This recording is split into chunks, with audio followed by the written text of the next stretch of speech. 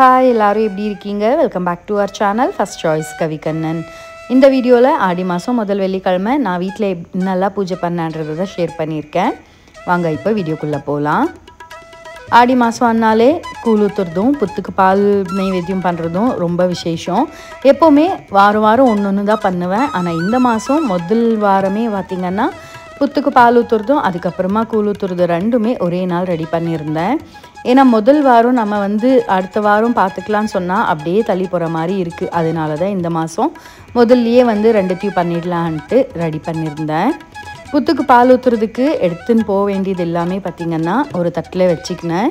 வெத்தலை பாக்கு, பழம், பூ, அதுக்கப்புறமா வேப்பிலை, கூடவே மஞ்சள், குங்குமம், விளக்கேற்றுறதுக்கு ஒரு அகல் விளக்கு, நெய் இது எப்போவுமே ரெடி பண்ணி வச்சுருப்பேன். அதை ஒரு ஸ்டிக் எடுத்துக்கினேன். அதுக்கப்புறமா இந்த காட்டன் மாலை சொல்லுவாங்க அதுக்கப்புறமா ஊதுபத்தி, கற்பூரம், வெத்தலை பாக்கு, தேங்காய் இதெல்லாமே வச்சுட்ட பிறகு நெய்வேத்தியத்துக்கு சக்கரை பொங்கல் தான் செஞ்சுருந்தேன். அதையும் ஒரு பாக்ஸில் இப்படி பேக் பண்ணி எடுத்துக்கினேன். சூடாக எப்போவுமே பேக் பண்ணக்கூடாது, அதனால நான் கொஞ்சம் நேரம் ஆறட்டுன்ட்டு அப்படியே விட்டுருந்தேன்.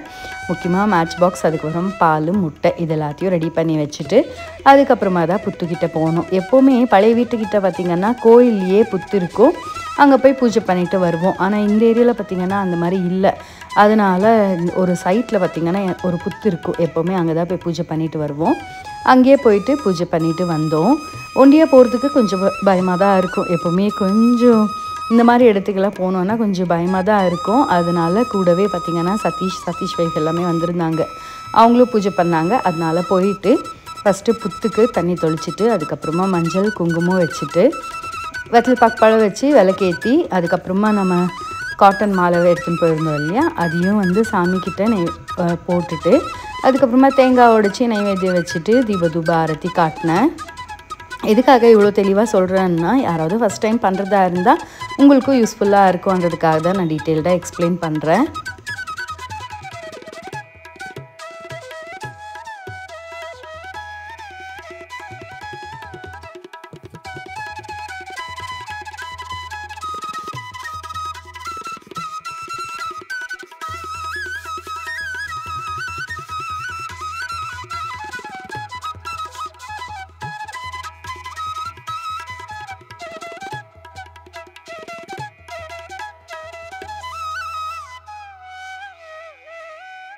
கற்பூர தீபாரத்தனை எல்லாம் காட்டின பிறகு அதுக்கப்புறமா எடுத்துன்னு போன முட்டையும் பாலும் புத்துக்கிட்ட வச்சுட்டு அதுக்கப்புறமா பூஜையை முடிச்சுட்டு வச்சுருந்த நைவேத்தியத்தையும் அங்கே இருக்கிறவங்களுக்கு எல்லாருக்கும் ஷேர் பண்ணிவிட்டு அதுக்கப்புறமா வீட்டுக்கு வந்தோம்.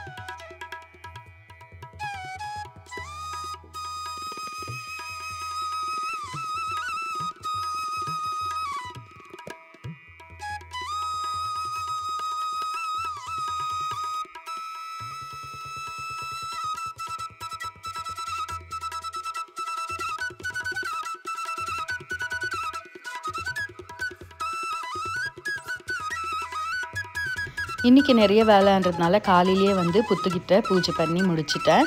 வீட்டுக்கு போயிட்டு அதுக்கப்புறமா கூழ் ஊற்றுறதுக்கு என்னெல்லாம் தேவையோ அதெல்லாம் சாப்பாடு ரெடி பண்ணணுன்றதுனால காலையிலேயே பூஜையை முடிச்சுட்டு அதுக்கப்புறமா வீட்டுக்கு போயிட்டு பார்த்திங்கன்னா இலை போடுறதுக்கு சமைக்க வேண்டியது எல்லாமே சமைக்க ஆரம்பிச்சிட்டேன். இன்றைக்கி இலை போடுறதுக்குன்னு பார்த்திங்கன்னா நேற்றே வந்து கூழ் காசி வச்சுட்டு இருக்கிறேன். கூழ், மொச்சக்கொட்டை குழம்பு, அதுக்கப்புறமா சாதம், பருப்பு நெய், முருங்கைக்கீரை பொரியல், கொழுக்கட்டை, அதுக்கப்புறம் வடை, பாயாசம் இதெல்லாம் தான் வந்து ரெடி பண்ணணும்.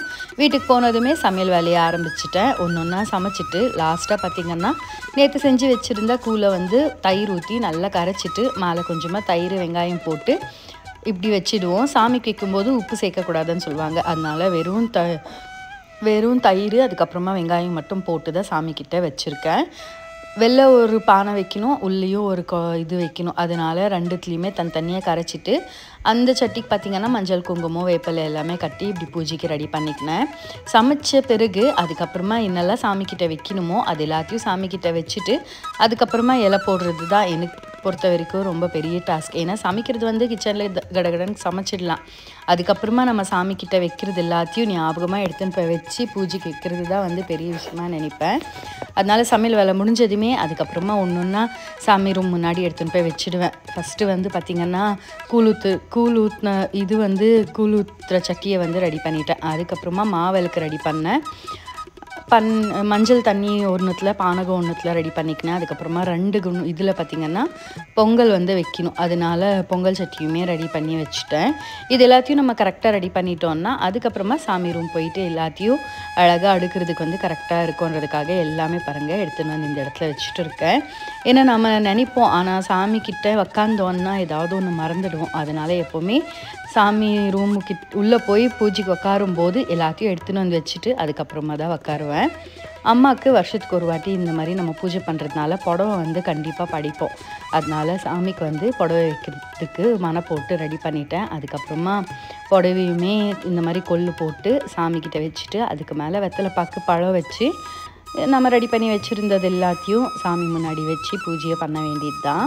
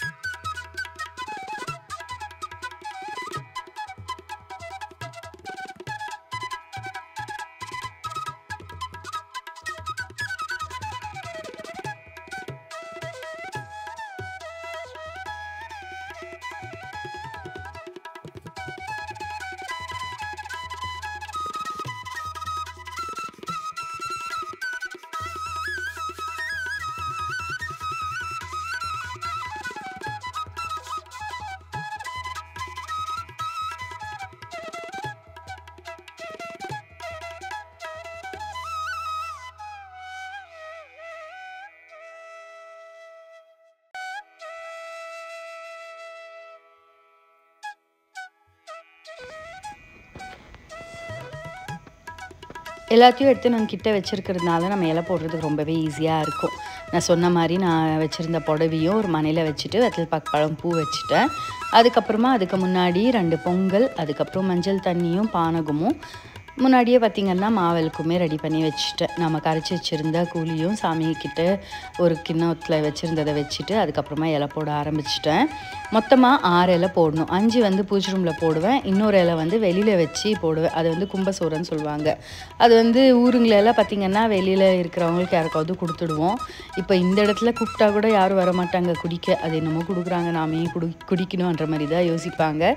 அதனால் என்ன பண்ணுவோம், வெளியிலேயே வச்சுட்டு நாங்களே 2 கிளாஸ் குடிச்சிட்டு அதுக்கப்புறமா உள்ளே வந்துடுவோம். அப்படி தான் பண்ணுறோம். கோயில்கிட்ட எடுத்துன்னு போனால் கூட யாரும் வந்து வாங்க மாட்டாங்க இந்த இடத்துல எல்லாம்.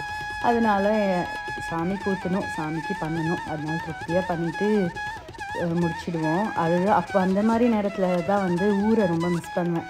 ஏன்னா சும்மா ஒரு திருவிழான்னா கூட அம்மா ஊரில் எல்லாம் பார்த்திங்கன்னா திருவிழான்னா பெருசாக ஒரு பானை வச்சுட்டு இருப்பாங்க. அதில் எல்லாருமே கூழ் காசி எடுத்துன்னு போய் சாமிக்கிட்ட வச்சுட்டு வருவாங்க. போகிறவங்க வரவங்க எல்லாருமே கொஞ்சம் கொஞ்சம் எடுத்து குடிச்சிட்டு வருவாங்க.